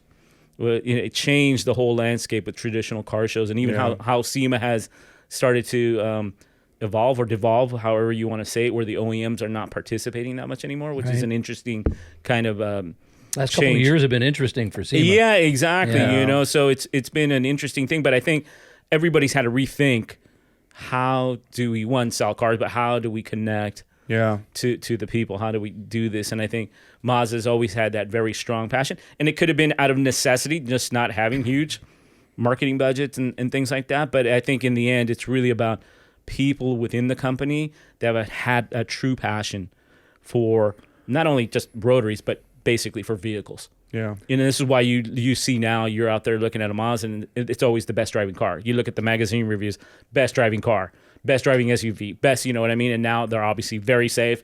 They're very fuel efficient. So they've caught up on that respect, but it's always driver focused. Hey, Bern, that's a question I have about SevenStock, because unlike Gabe, CJ and I, we haven't been to a SevenStock. We're hoping to go to the next one and so on. Yes, you're all invited. But I do have a question about the community, because with all the people that we talk to, in-car communities, let's call them, some of them are about what are people out doing with their car. And then other communities seem to be more about almost like the fetishization of builds and engineering and so on. And we're not judgmental. It's all good. It's all car communities, right? That's a great question. But SevenStock, do you guys talk about what people are doing with their cars more than the cars themselves? Well, that and again, very interesting, because the community is from 1970 R100s to, latest RX-8, saying each of those kind of areas, they do all kinds of things. That's the beautiful thing about Rotary.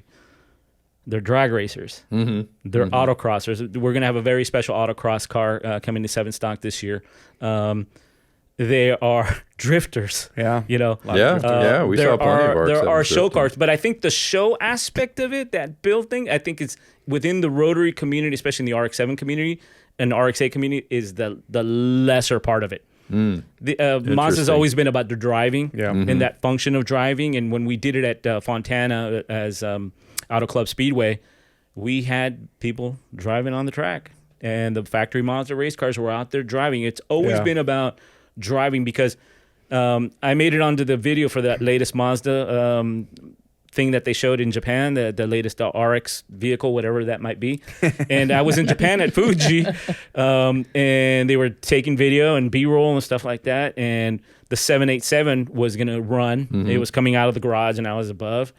And they came by and started asking some questions. And I told her, I go, listen, this is Mazda. And she's all, what? And I go, that smell, that you can hear it, that passion, that's Mazda. Somehow that clip made it onto. I was the only English speaker on that showpiece. I'll send you that. It was hilarious. You're a celebrity in Japan. I didn't even know. They said it maybe within Mazda. But it was literally. I go, it's a visceral thing. Absolutely. And I've always told Mazda, a Rotary is a visceral thing. It's a connection that you have. And I say like a Ferraris of old, and some of the air-cooled Porsche, air-cooled Porsches of old. And I grew up around Porsches, not even knowing it. My uncles had Porsches, and I was like, okay, it's cool. I had an uncle. If he saw a Corvette, he had to race it. It was literally like Corvette summer. But my uncle couldn't see a Corvette on the freeway because he had to race with it. He had an SC Carrera. That was how it was. You just what was. So I love Porsches.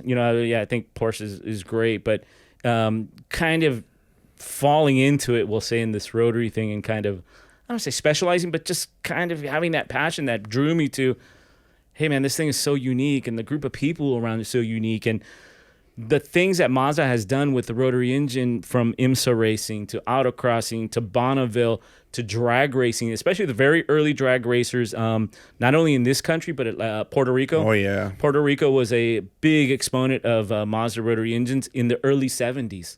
So you had guys drag racing. And here, there was 2 or 3 major efforts in the NHRA. The Samurai Warrior, which was an RX-3 that ran in Sportsman C class. Remember they had all those sportsman classes? And that guy was beating people up left and right, and he would launch like at 12,000 RPM, and nobody can understand what this thing is. And that was the days where nobody wanted that kind of stuff. That was way before Abel and all those guys. Yeah, right? well, Abel, no, they come a little bit later. It's funny, when I met Abel Ibarra, very famous now import drag racer in the 90s, Abel was driving a Capri.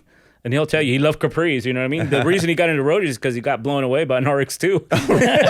Because what the hell is that? Yeah, exactly. Yeah. So he buys his own RX-2, does it, and he becomes kind of a famous, actually, his R100 was the only one inducted into the NHRA Hall of Fame.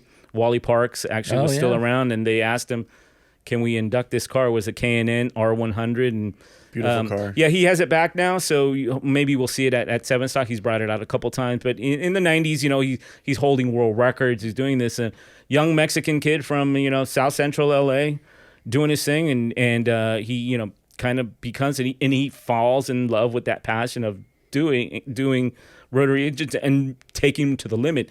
So I think performance, driving, having some kind of experience, a visceral experience with your Rotary is very important in the community. Yeah. Show cars are great, but you won't get, interesting enough, and not to get down on anybody to do this, but you don't get a lot of Rotary engine vehicles with like big airbags and doing the whole that kind of show thing. And there's some people like it, and we love it. You know what I mean? Bring them all to us. You just don't see a lot of them. Yeah, you just don't see a lot of them. Yeah. The best way I could describe it, Dan, is you have this, platform with like all these different cars and all these different people, and there's all these things going on.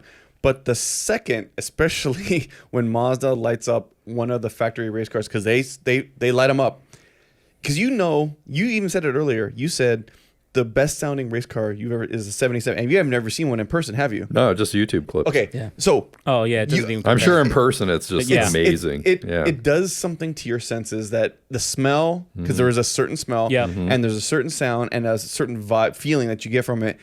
That is. It's intoxicating. It really is, because every time they fire up one of these factory race cars, or even a guy that brings a 4-rotor, because that's a big thing right now is the 4-rotor engines, they have a unique sound to them. You'll see everybody across the whole grounds. They want to see what it is. Good luck trying to get video of it, if you haven't gotten there early. And that's the part where and they do it a couple times throughout the whole day. And I've seen it many, many times, but it never gets old. Yeah. I was like, oh, they're doing it again. But I could be on the other side of the grounds helping out Greg. We're doing some, whatever. But I'm still going to stop and listen to it. Like, damn it. On video to real life, it's almost like trying to explain to somebody what a Top Fuel or a funny car, Yeah. what a funny car is. I love going for the first time with people. And I have scaring the shit out of it. Yeah, it literally Yeah. your whole body, your heart starts Vibrates. to vibe with the thing on the line. Yeah. And then their eyes are tearing up from all the methanol and stuff like And you're that. like, what is this? You know, and when you go with somebody the first time, when they finally hit the throttle, it's just an absolute visceral experience absolutely. that you never forget. By the way, it's not the ethanol. They're just so emotional about it. Just so Maybe you know. I think it's maybe a little bit of both because ethanol is gnarly on the tears. so Well, this is going to sound dumb, Berm, No. but from, once again, not being a hardcore car guy, Yeah. I always thought Zoom Zoom was an amazing tagline. It's like that a company has the balls to make that their tagline for quite a long time, didn't Yeah. they? and with the creepy little Dracula kid, you know what I mean? But No, I Maz, think, you know, we thought it was a little bit yeah. corny. Yeah. You know, Yeah. because of course we're sports car Right. cool Right. guys, you know. But it was one of the most successful marketing campaigns that Mazda used in Europe, and I think one of the other markets I've seen some commercial, and they're still using it. Not the little kid, not the song, Yeah. not the Zoom, but the Zoom Zoom is still. I mean, and those stickers. I remember for those years, the SevenStock, we had Zoom Zoom stickers. Yeah, I still see guys Everywhere. with Zoom stickers on their cars. Yeah, and- But the it is license it plate. is a corporate ethos, and that's one thing I like about Mazda because I've been working with Mazda lately a little bit in real life on some dealer stuff, branding stuff, Right. training stuff, and even the horse and rider thing. Yeah. And then Gabe and I, we were designing a website, and we studied the Mazda website. And I was Absolutely. like, man, Mazda's corporate culture, just there's Yeah. something really intriguing about it. The heritage. Yeah. They're telling a story. Even to speak to that, last year's SevenStock, which was that 25 last year. Was it? Yeah, 25, No, yeah. As last year's SevenStock, the first time at Irwindale, Mazda was there like usual, but they set up their booth, and the way they set up their booth was kind of like on their website with that, I want to say kabuki style, like wood architecture, whatever. But they had a really cool, very simple booth. But then they had the factory race cars. They had a Cosmo there. They had a really rare FC RX-7 there, all displayed, right? And then what they were doing was they were handing out posters or whatever that had this like kind of like Japanese like kanji writing on it with like, you know, it's totally like speaks to the drivers. Yeah, we Yeah, had. They used Mazda. We shared the displays basically with the Japanese classic car show, and modern Asian architecture. You know, very minimal. Yeah, as you can imagine, very nice, very high end. You know, and the race cars and everything are spread there. But beyond what Gabe says, it wasn't. They had the posters and they were branded to the events. They had the two kanji artists there that were writing whatever Yeah. you wanted. Oh, wow. With the big traditional brush. Oh, cool. And the So- lines for That's that so was cool. crazy. I'm Yeah, like, what the hell? so Yeah. Mazda understands on that level, that connection. So you'd go up to them and say, okay, what do you want?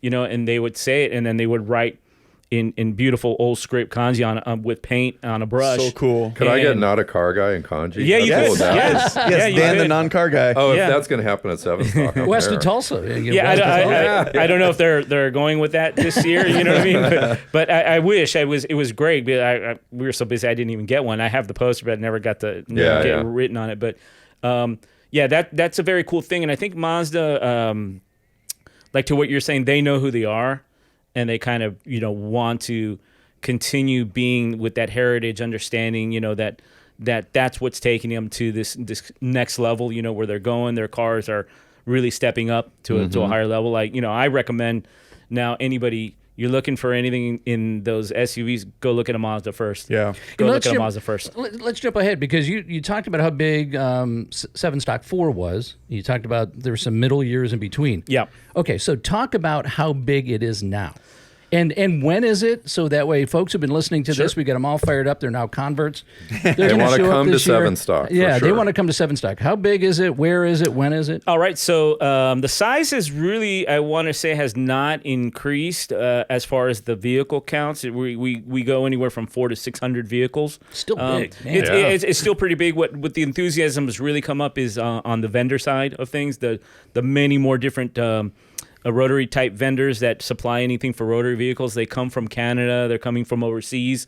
Last year that we did it at Irwindale, great partnership with Irwindale Speedway. The guys over there just really took care of us. I was a little worried because Irwindale tends to be a big parking lot, and So we were trying to look for a vibe. I was able to kind of accomplish what I wanted with tents and doing some things. So, and we heard very positive comments on there was one gentleman on YouTube. He's like, I hate coming to car shows at Irwindale. They're all the same.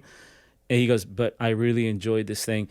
I went to many car shows at Irwindale to kind of soak in what was happening. And unfortunately, what happens, it kind of ends up being a swap meet environment. Right. And I wanted to really not make this a swap meet environment. Yeah. I really wanted to do some things. So we use tent structures. We use some stuff to break up the lines. We kind of bring the whole event area with the vendors and kind of framed it and gave it this kind of more intimate feel because Irwindale can be quite big. We still had that whole other parking lot, but we're like, I just need to make it happen. So, SevenStock goes from 400 to 600 vehicles at any given event, depending on what's happening in the world, I would say. Gas is not cheap, and people driving out from other states sometimes, it's a little bit hard. Our longest visitor drove an RX-8 out from Rhode Island one year. Wow. And, Crazy. And Wow. he actually did a video log the whole trip there and then the whole trip back. He That's kind pretty of took cool. it. So That's drove pretty cool. an RX-8 from Rhode Island. We've had people drive out from Florida. And there's caravans that always come from the Southwest, especially Phoenix. There's about 30, 40 cars always come out from Yeah, those that's guys great. come out strong. Yeah. So usually Texas people, if there's a few, they'll join up, New Mexico people, and then they end up joining up with the Arizona and then you get these caravans of cars coming That's across. exciting. Another thing I'll say too, the difference at Irwindale doing a show at Irwindale with SevenStock versus the other shows is the staging. And I got to witness this last year because I help sometimes with the parkings for the, because every group of cars, the RX-8s, the RX-7, FC, FD, they're on different sections. But the way it's set up, they're not just like stacked.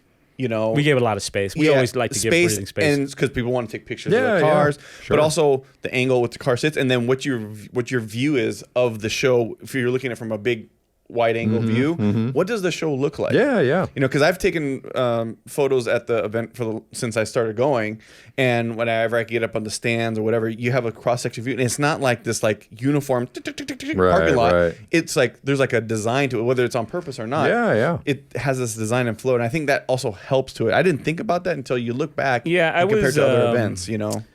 On that, Dan, I've been very conscious, and I think I've told Gabe about that with the team. It's like what happens on the ground that day is going to happen. It goes through. It's what lives on in socials and in before the magazines and stuff. So I always had a challenge to look at things to say, what does this pageantry look like? What does it look like in the picture? My biggest challenge was Willow Springs. We did it at Willow Springs one year, and Willow Springs, there's nothing. It's the desert, man. Yeah. There's nothing. I go, man. Tumbleweeds and sand. I've seen it. It's going to look like a parking lot of just cars out there. And they wanted me to do it as you drove in, usually the east and west lot. And, they go, well, do it up here at the top lot. I looked at it, I go, no, that's not going to work. So we went down to the other lot, which is nothing. Like you said, big desert out by turn one, all that out there. And I said, okay. I walked all the way up the paddock and I looked down the paddock. And I said, you know what? This is going to be like a Formula One paddock of old where they had all that pageantry and all the cars and the people. I go, I want people to look down this whole lane all the way down to like turn one and just see something. And it worked out really well. It kind of went that way. We did put up 2 or 3 big tent structures to break up that parking lot because if not, like you said, it would have been just desert. So I think on that side of things, on logistics side, we're always looking at, we need this to look okay. I need it to live on, though, in whatever media is going to be taking videos now, obviously, and stills. And I think we've done a pretty good job, Gabe being a photographer, and Gabe came and gave us a different perspective to the event. He started taking taking pictures of people, of moments. And Gabe sent me a couple great pictures that he took of myself and the staff, and they were black and whites, and they were just awesome. Gabe really was the first one focusing on who are the people behind this thing, and he really did a great job. But in that, you can see where we've done ideas, we've tried things, and they go, wow, okay, that came out a lot better than we thought, because that's important. You want to go somewhere where you feel it's not a parking, it's not a Cars and Coffee. Yeah. People ask me, he goes, why don't you just do like Cars and Coffee over there at Santa Anita? I go, Because that's cars and coffee. It's not special. It's not Right. special It's at all, not yeah. special. And that Yeah. lasts less than 2 hours, and you get to go home. We're trying to like a lot of the shows. We're trying to keep you here. Yeah. We're trying to keep you here till 2 or 3 without getting completely bored out of your mind. Yeah. Sure. And we give enough space to respect the cars a little bit, like Gabe said. So if I want to take pictures of this car, I don't have to I'm taking the fender of this car. You go to places where you can't. So we give enough breathing room, enough kind of angle, so when you're looking down, it looks, man, that's cool. You know what I mean? Yeah. There's a lot of that. And Gabe really helped us out this year. They set up the RX-8 area by Mazda over there, and it looked really well. I'm looking back at the picture. I'm posting some just recently. You know that's it. But Gabe really brought a whole dimension of shooting the Friday of setup day. And we haven't shared too much of that, but we did. But he really brought a whole other dimension to us of what it is. We just do it. Yeah. But once we look behind these pictures and the work that's going in, and these guys sweating, and it's like, oh man, okay. Well, that's the thing. That's the thing that Rick, I feel like was like a tragedy for SevenStock too. Like, people don't know this story. I'm like, people need to know this. That's why I've been begging him to get on the show, because I was like, people, like, it's the reason why I keep going. That's why I like being a part of this event, because one, it's an event put on by enthusiasts for the enthusiasts, right? And there's you can't say that about a lot of events that go on right now. People are doing it for the money, or they're just doing it for their corporate or whatever.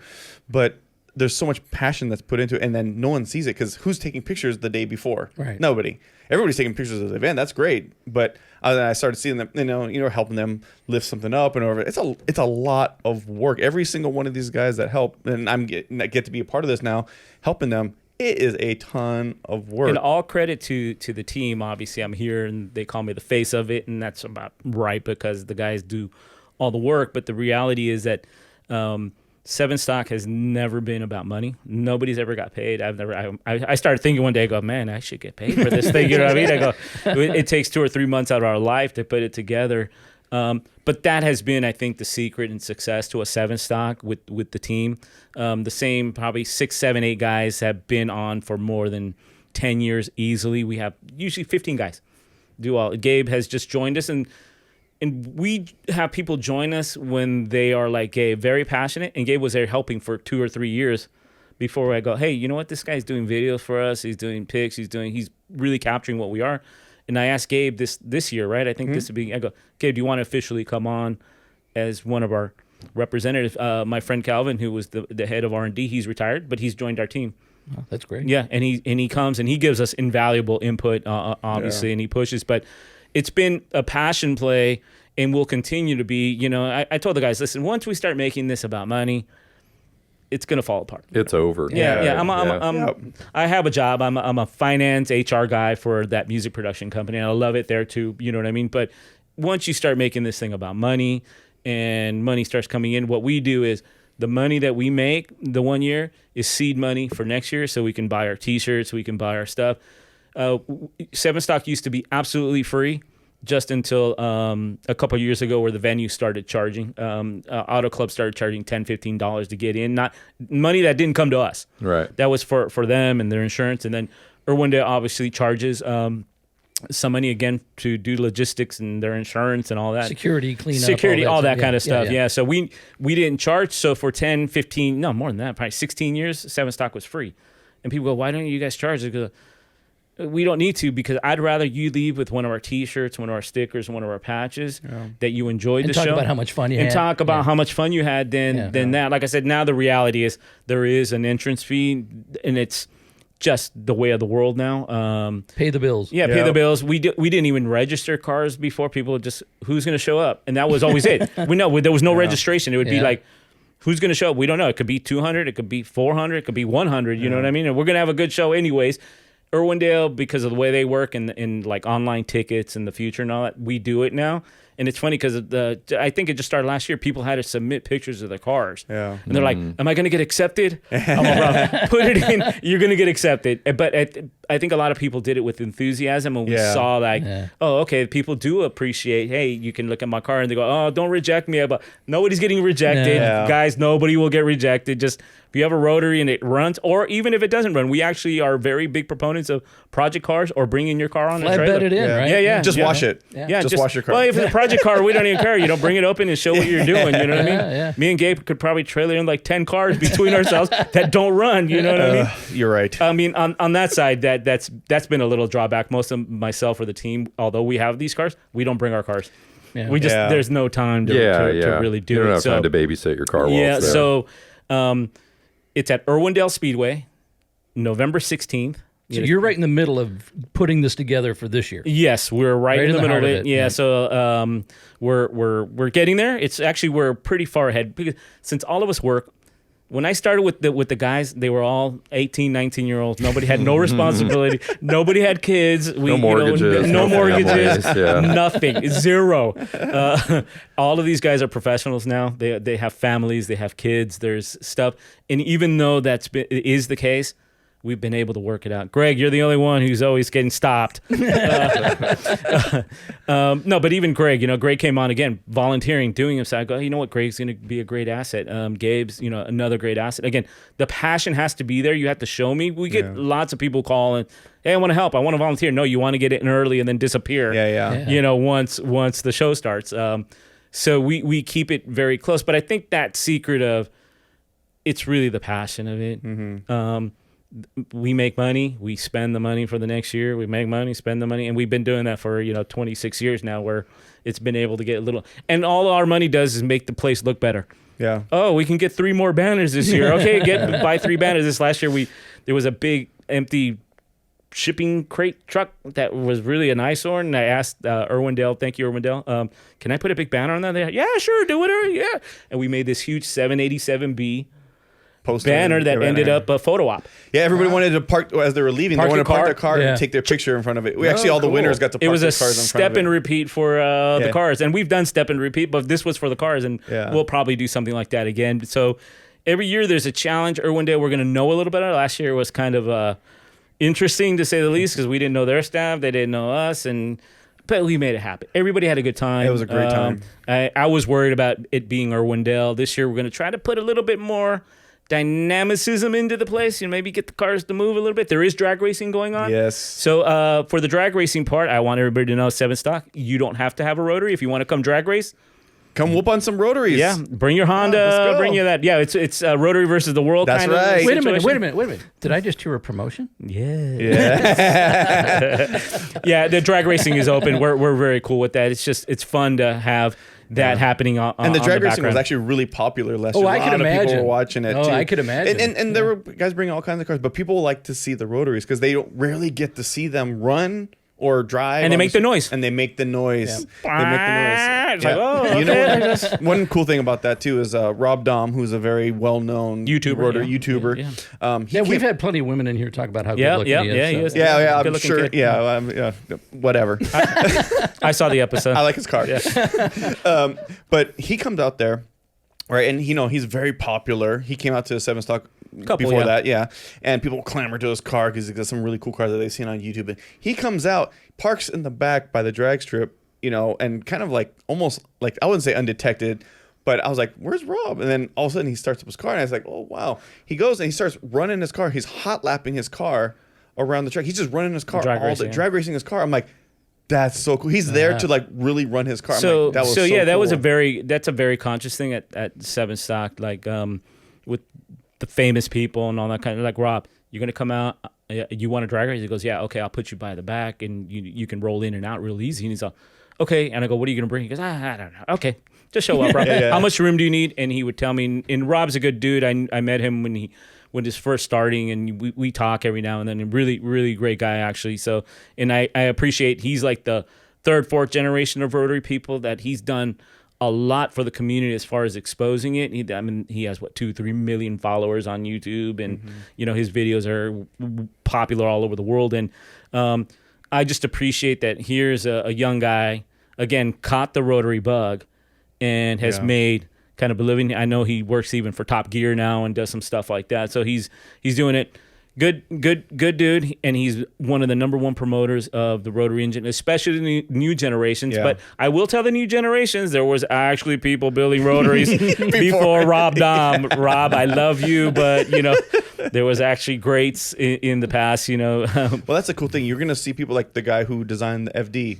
at SevenStock. You know, like really, but you would never know that they're, unless you know what they look like. They're just walking around with everybody else, doing their thing, running soaking their car. it in. Yeah, and that's the cool thing. It's very interactive, whether you know it or not. You know, Right. I mean, is we really have cool. like IMSA racers, like Tommy Kendall. We had Tommy Kendall's car out a couple years ago, and I didn't know Tommy was coming through. And Tommy just came through. Guys like Rick Knoop, another Porsche Mazda racer from Rick comes through, and they just come. Yeah. And any of the even No big announcements. no big announcements. Yeah, A lot of the famous, like, we don't promote like, hey, Rob Dahm is going to be at the event. Yeah, we don't you want get him on stage. But we don't want to do that. Rob is a rotor head extraordinaire, just like everybody else, and do your thing. Obviously, people want his autograph and that kind of, which is cool. Come to SevenStock, have fun. That's always been our mantra. We get talking about the passion play. We've had opportunities for big sponsorships. People, hey, let me be the title sponsor on SevenStock. We'll give you, 20, 30, whatever, thousands of dollars. It's like, why don't you come out and have some fun, man? Bring a tent, Sure. pay $150, hang out, and just check it out. Let me know. And that's been another thing where we've never wanted that money influence to come around because, we'll brand this and we're brand. It changes everything. It changes everything, It does. Do you think people would pick up on that? Like you said, like, somebody comes in, like, some big sponsor, whatever, could be car related, but you can tell they're not Rotary car. They don't have a Rotary build or that. And do you think the crowd would be like, they would, in the back of their head, they would see something? Yeah, it's like vendors. We say, like, listen, we get all kinds of vendor requests. I want to sell my candies and my air fresheners and this and that. So we're like, yeah, no. But let's say Nick at Falcon Tire comes out with their big rig and big. You would say big title sponsor. No. They just Show up. Nick and his people just come out for the passion play. Yeah. He gets RX-7 sometimes from different parts of the country to come and display. But he has At his RX-7 stuff. too, doesn't Yeah, he? he does. Yeah, he does. So And he's Hot Wheels and everything. So, yeah, and we've known Nick for a long time. But that's what we're talking about. It's like, come out, once they want us to sign contracts and do all kinds of, it's like, you're not coming for the right reason. Yeah. Yeah, if you're, it's like even the enthusiasts, if you're coming to win a trophy or something at SevenStock, you're not coming for the right reason. That's not what this is about. This is right? not what this is about. So there are big companies that will come and support us, but they understand what we're trying to do with the community and keep it focused on that. And I think, yes, we could have took big sponsorship money and put 20, 30 banners around, which maybe would have made the event cooler, but I just hated the possible negative effect that it might have had on the thing. Money always comes with baggage in some does. way. It's It gonna. does. It's gonna Yeah, change so things. we've kind of always shied away from it, and we will try. We do appreciate that Mazda being our partner, and we truly call them a partner. They're there not to, I guess, sell anything. Cool, your cars are here, but Mazda's always been a passion play with us to do it. They do support us financially, not huge amounts or anything, because that's been another thing. We've been like Mazda. It's like we do this as efficiently as possible, as bottom And they line know as we that, can do yeah. it. Yeah, they know that, and I think that's a great thing. But Mazda is more of a partner for us than a sponsor. You go there and you will see a Mazda booth or not, but you're not seeing 50 banners of Mazda everywhere, and whatever they want to do, they're allowed to do. Yeah. Mazda is our partner, just like us. So we love them for that. But yeah, on talking about the bigger money and stuff, yes, I think we could have grown this thing to, but then it becomes job. Yeah. Mm-hmm. People ask me like, hey, why didn't you become a technician or something? And it was the easy story. I saw my friends that became dealer techs and all that kind of stuff, and when they came home after the first year or so, they didn't want to work on their cars. Yeah. And I would ask them, say, hey, let's go work on the. What do I want to do that for? I've been working on cars all day. And it hit me, okay, yeah, you know what? It becomes a job and not a passion. A lot of people ask me, why don't I work directly for Mazda? That's still a corporation, thing, yeah. still a company. Totally. Yeah.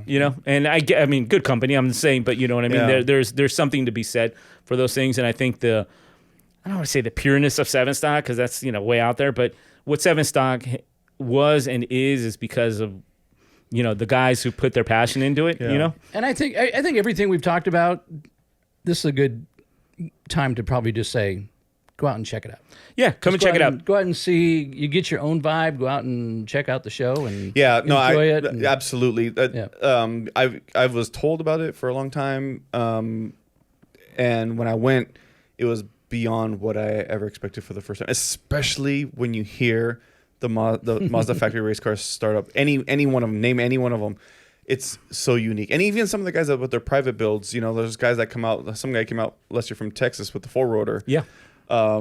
Amazing. I can't imagine how much money he spent on that car. Todd, yeah. But he starts it up, sounds just like one of those factory race cars in a different way. But it's just one of those things that like you have to literally experience it. No video, no picture could ever do it justice. Yeah, it's a full twin turbo 4-rotor with Lamborghini all-wheel drive train and custom body and stuff. And Todd's as Texas as you can get. He's the nicest guy. He owns a fabrication shop, but we appreciate that anybody would get up out of that far away and bring something like that to our show. That people come from other countries, 14, 15 other countries come to SevenStock. Yeah. We completely appreciate that somebody would do that for a one-day show. It's literally a one-day show. And that people will come to our little barbecue. And I think because they get, and not one time.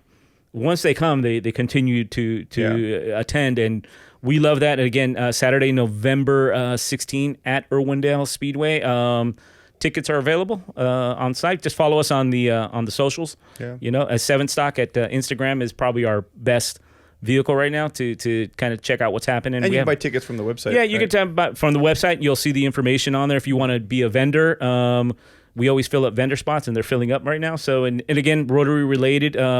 It's probably the most Rotary related focus show anywhere in the world, including the vendors and stuff like that. And it's a unique experience, and we hope that if you get out, that you really also enjoy the cars, but the people. Yeah. That's one thing that you're going to notice at SevenStock. The people, it's a whole different vibe there. So check it out, and hopefully, if you go out there, you get a green ribbon, right? I told the secret. All right, all right, guys. You're gonna change the color of the ribbon. Yeah, guys, now. don't give the ribbon anymore. Don't give the ribbon. Hide the green ribbon. You gave it up. Hey, Gabe left really proud with his green ribbon. I have a collection of green ribbons. Oh man. Yeah. So thank you very much, guys. Truly appreciate it. Hopefully, we'll come back and speak a little bit more. Absolutely. Santa Barbara and Rotary community and what's really happened up here. Mariah Motorsports history with Dr. Wayne Graham, and it's about time he tell his story. He's getting up there. He could have been up on the stage with the boys over there. Yeah. But very unique guy, unique character. Love the guy to death, and he still has a shop right there on Milpas. All right. Yeah. So love it. Again, SevenStock, Saturday, November 16th. Right. Bernie, thank you so much for coming out. Yeah, man. Thank you. We waited this for months. It was worth it. It was worth it. Yeah, it was totally worth it. Yeah. Thank you for the conversation, guys. Truly appreciate it, man. Thank you, Dan. Thank you. Right. Yep. So don't forget, like, follow, subscribe. We have our YouTube channel. Thank you very much.